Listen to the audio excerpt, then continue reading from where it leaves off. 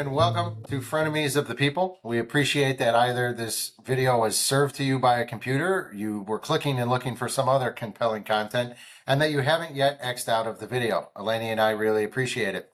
I'm Patrick, that's Eleni, and we're here this week as the dynamic duo to share some thoughts and opinions on news impacting our clients, impacting Chicago, and impacting everyday residents.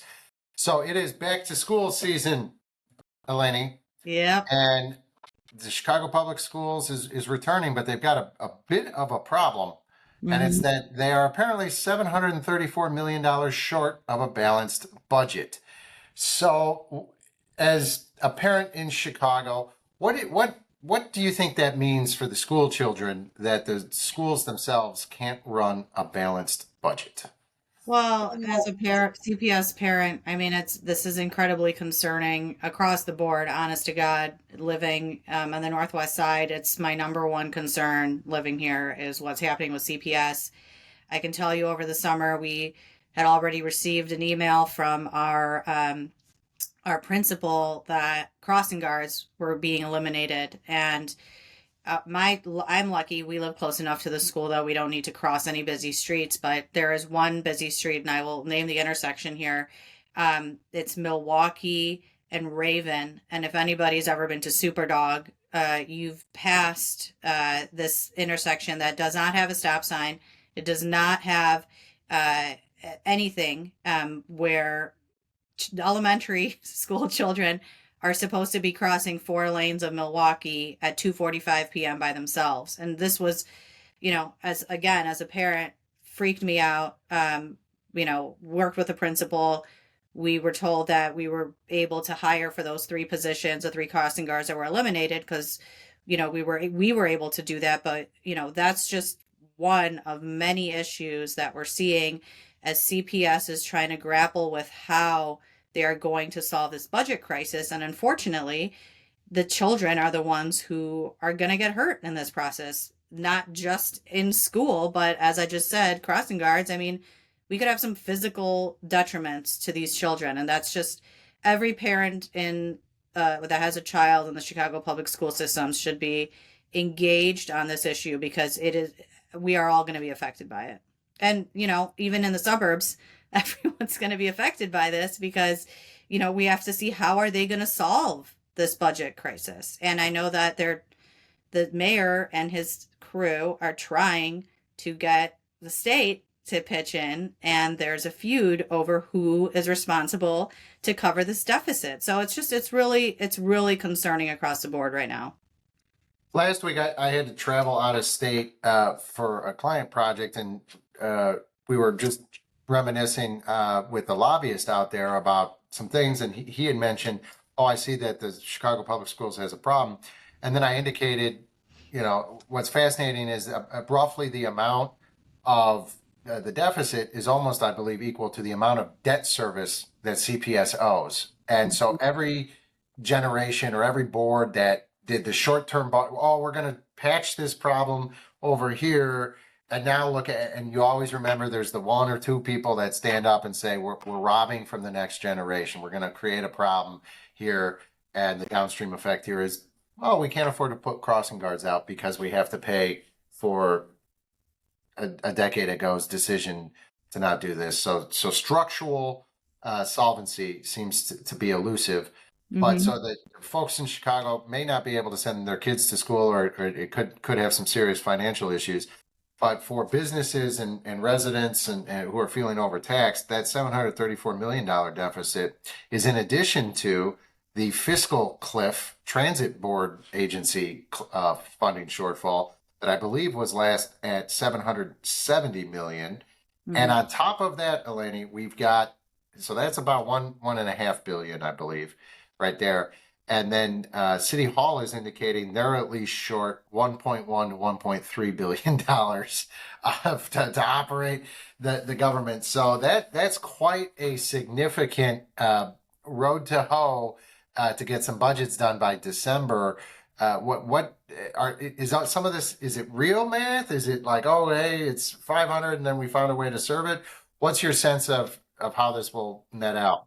I mean, it doesn't feel good right now. I feel that it is real math, and how do you make it make sense? The fiscal cliff, the transit fiscal cliff is a huge issue, and we just saw Representative Cam Buckner say that it's definitely going to be getting done this veto session, and so now you have to deal with that. That's going to be somehow dealt with. We saw it stall in the end of last session with some pretty um, outrageous taxes in there and fees that people were not happy with. I mean, one was the pizza tax. Those are things not just take it or leave it on how to solve the crisis. That's some real campaign material that can be used against these members in the next election cycle. And so they really got to figure out how they're going to do this the right way that's not going to end up causing them harm in the long term.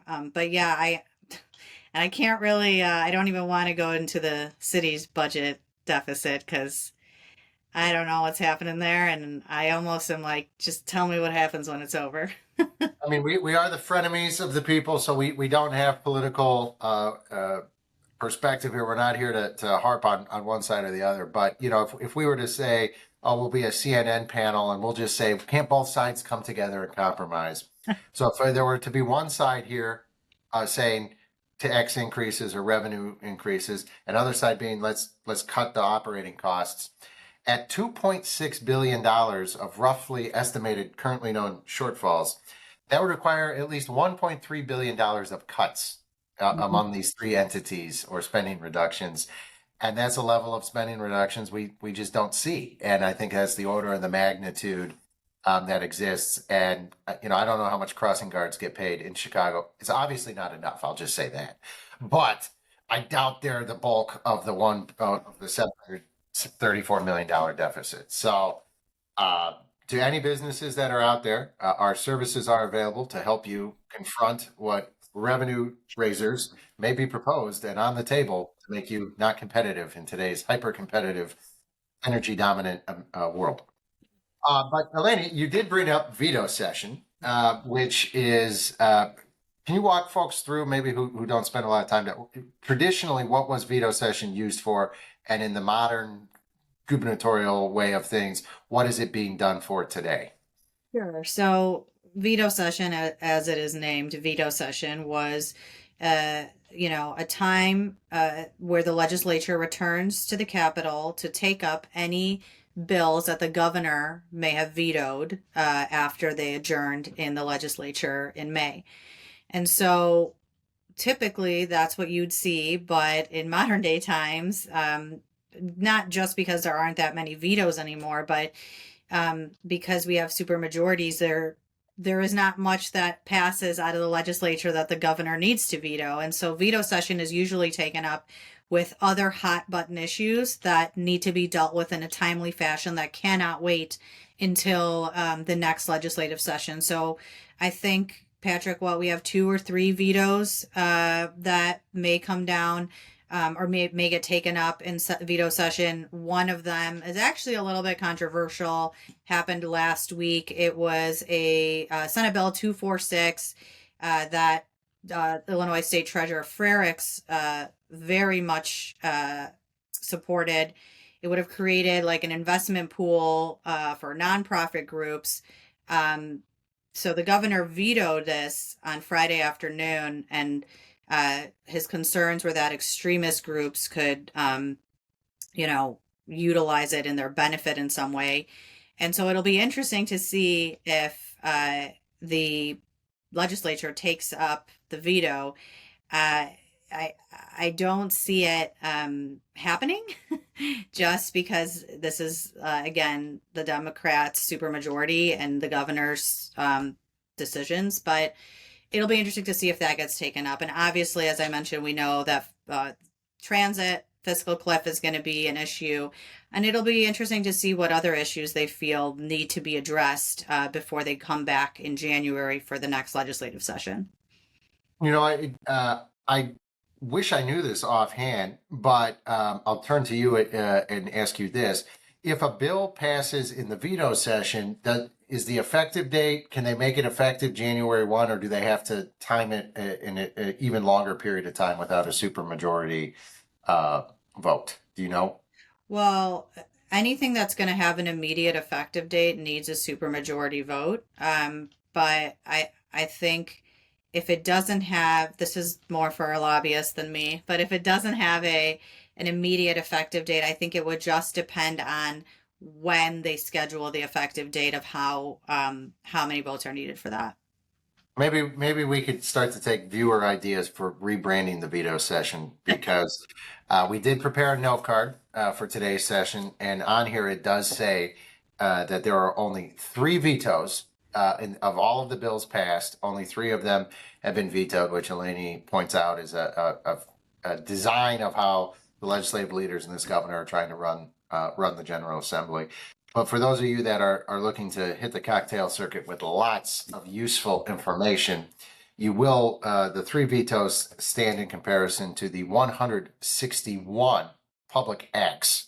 So the will of the people is the law of the land 161 times. But the wait, there are 182 additional laws waiting the pen of our governor. So lots of lawmaking done already this year in Illinois.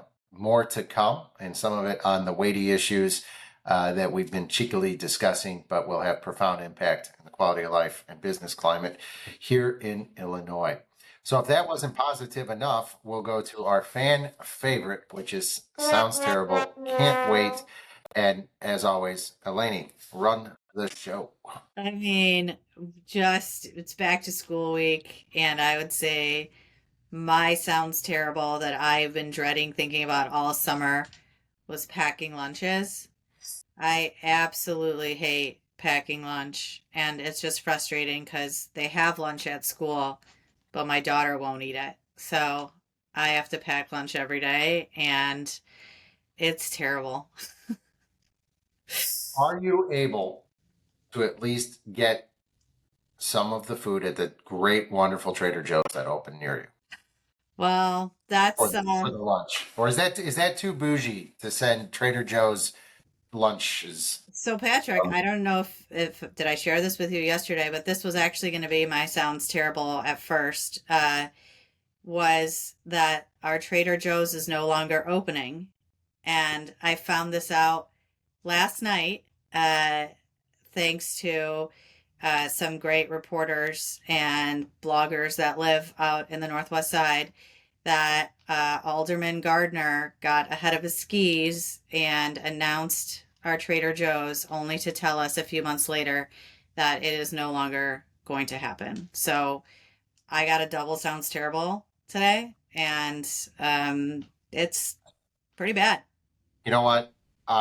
For those loyal listeners that are staying to this point, this is clear. This is real. We don't rehearse this. As you can tell, that was breaking news, okay, to me. I was unaware. I would not like to tap dance on the fact that here in Naperville, we have a wonderful Trader Joe's open for decades. Beautiful. It is so, the problem with our Trader Joe's is it's so crowded, you almost have to wait in line to get in. But that is in addition to the two Costco's we have, and this Walmart Superstore, and the multiple Super Targets. And I am just so sorry for the north side of Chicago that they are unable to get the Trader Joe's that they were promised. But in producer Grace Strawstuff and I were chatting a little bit before the show began, and this weekend we're traveling again with the kids through our airport system, and I just want to put it out there. Maybe Secretary Duffy and AI are listening to us. If you want to make airports great again, it would be great if you could, for any traveling parent, mandate an airport provide a kiosk specializing in items that people traveling with children under 5 need: diapers, milk, snacks appropriate for children. Because if a parent is happy and their children are happy, the airplane will be happy.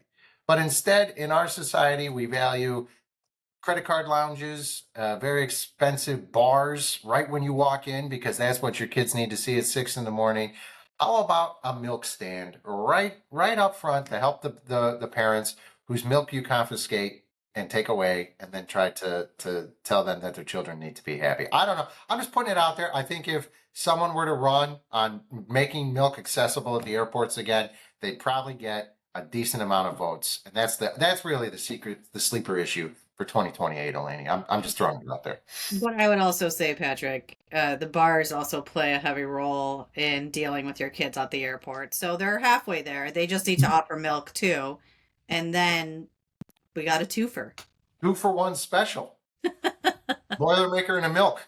You heard it here first, folks, on Frenemies of the People. Well, thanks for listening. We appreciate it. And we'll be back next week. Eleni and I will be here. We're not sure where Dennis is. He's off thinking big thoughts. As we all know, Henry David Thoreau is a big inspiration for him, as is Sir Isaac Newton. So I have it on good authority. He's sitting under a tree waiting to be inspired by an apple falling on him and seeing if gravity is in fact still applicable in today's AI-driven world. So maybe Dennis will be back next week, maybe not. But as he says, if it's terrible, it's Frenemies of the People. Thanks for watching, everybody.